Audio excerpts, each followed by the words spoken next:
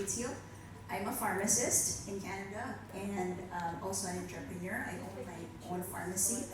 Um, but in the Philippines, in my heart, I'm always a farmer's daughter. So today I present to you a pitch on women in agriculture, food processing business project, which I hope is a building block for a legacy project. So I have, these are not stock photos, these are my nieces.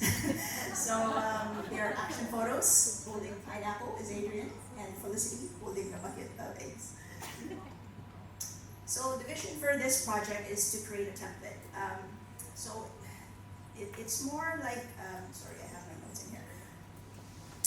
It's a proof of concept project. So what it is, it's to focus and create a curriculum that's very immersive in three things, which is your agriculture portion, food processing, and the basic business skills. Think of it as a schooling more practical on-job training.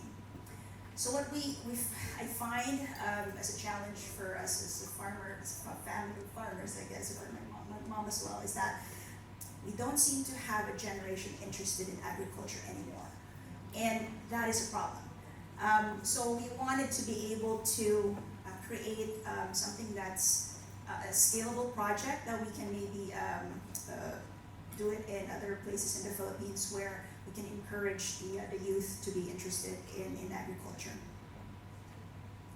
So what are the social issues? Food security is, for me, is an urgent national concern. We've known for probably people that are more marginalized will probably feel it more than others. The sourcing and outsourcing of our food products has become very apparent during the pandemic. So for an agricultural country, and having that kind of food prices is a problem. So the food security turns into food insecurity, and it really disproportionately affects the people that have difficulty, who have barriers accumulating the wealth.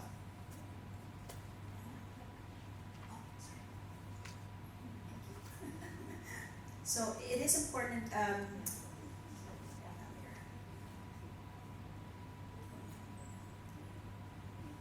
problems.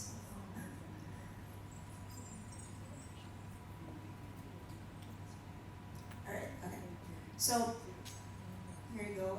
Carabelle that is upset about the situation. So here you can see that this is the data from Department of Science and Technology, and it says it's actually interesting to see that the male-headed household is higher in food insecurity. So the beneficiary is in San Jose, mga South Cotabato, where my parents are. I know the project is for your geographic, but I think for me it's more like giving back to my adoptive country as a pharmacist and a mentor there, but I feel like that my heart really pulls me back to the farm.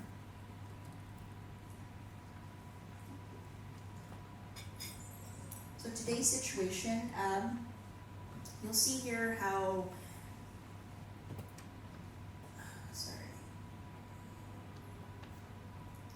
So you see here how there's a decline in the number of female that's involved in agriculture. And what I find when I was looking at data is that the unemployment is the same in Soxargen region, but the female that's participating is declining, which means we're losing that portion of women to other industries. Probably not exactly a bad thing because that's where the livelihood is.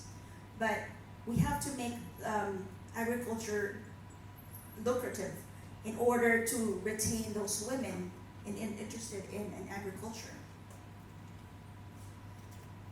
Opportunities. We definitely have a lot of opportunities here. If you can see, even just getting paid equally with the men that's in the 2018.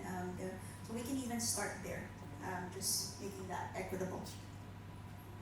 So the theory is changes that if we provide the mentorship and the structure and the template, is that hopefully there'll be more women interested in the agriculture and food processing business. You might be wondering why they're food processing businesses. We stumbled upon this business because we find that while our farmers are working hard in producing crops, the time that the harvest time comes in, the food price, the product, it drops down in price, which becomes a lost cost for them. Then why all this hard work and not make money? So we stumbled upon processing products because we have to we wanted to save those products to go into waste. So that's why it's a three-part portion. So the competition is obviously going to other industries. Again, not a total fault. It really is because agriculture is not lucrative enough. So the growth strategy, it is a 2-year project. It's a proof of concept. It really is, for me, the emphasis for this project, it has to be measurable for me and manageable from Canada, is data collection. What will be the good practices that we can learn from it, and what works and what doesn't. So it's almost like I'm not even afraid of failing the project. I just wanted to learn more and see what can be done. All right, so we have the risks. Sometimes the risk you don't identify till where you're rolling out the project. So the risk doesn't impede me from the project itself. I would say, keep calm and carry lang. So the financial plan, the purpose of the 2-year project is a personal pledge for me for the proportion of the 2-year for the scholarship portion. But what I really need help for is generous grants for the operating costs. So measuring results is retention rate, aptitude test, and student satisfactory scores, because we need feedback from the students as well on what works for them and what doesn't. So again, accountability and evaluation is how we sustain the growth. The ask, collab tayo over a merienda.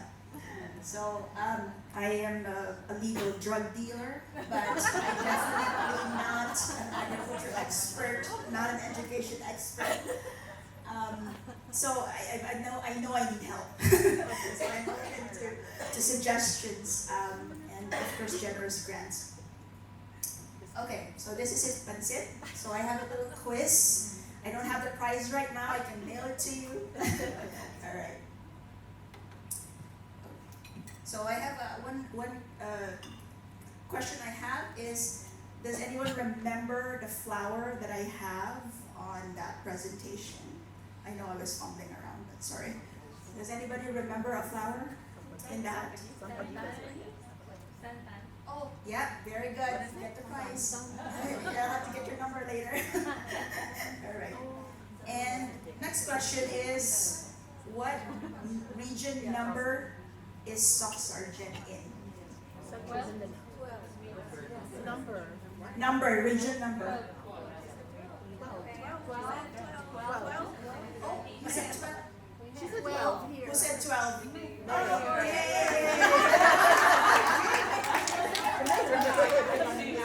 All right, and for the last prize, and who remembers the 2 vehicles that's in that? Jeep and tricycle. Oh. Okay, all right, we'll have to. All right, I think my time is up. But anyway, those are the prizes you'll get from us. I'll discuss more when we have a chance. Thank you.